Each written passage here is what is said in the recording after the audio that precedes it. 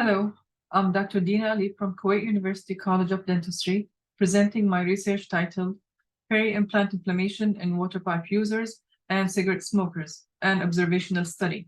Combustible tobacco products are commonly smoked in the form of cigarettes. Other methods of combustible tobacco products use include the use of cigars, pipes, and water pipes, also known as shisha, hookah, and nargile.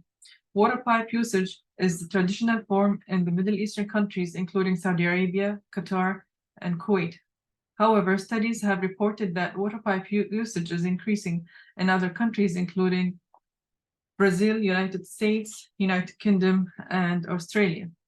It is generally assumed that water pipe smokers, prior to inhalation, filters through water, which absorb various chemicals and carcinogens. Nevertheless, evidence from Britain disease literature confirmed that water pipe use is by no means less hazardous to health than conventional cigarette smoking.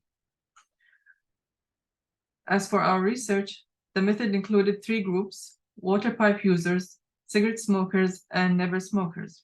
Demographics details were collected using questionnaires, and the characteristics of implants were also documented. Peri-implant modified plaque and gingival indices were used. Prop depth, crystal bone loss were all recorded for all groups. The volume of peri-implant circular fluid and AGEs were determined using standard techniques.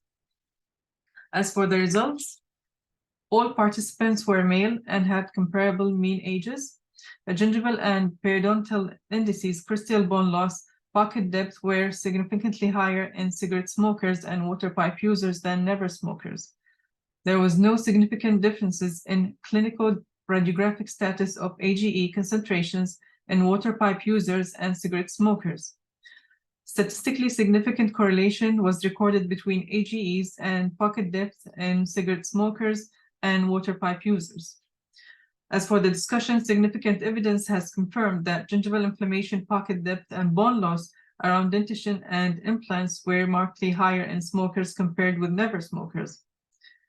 It is pertinent to mention that gingival bleeding is well-known clinical markers for gingival inflammation and often manifestation that convince patients to seek dental consultations or related treatment. However, as per the current results, there was no significant difference in marginal gingival index among water pipe users and cigarette smokers and never smokers.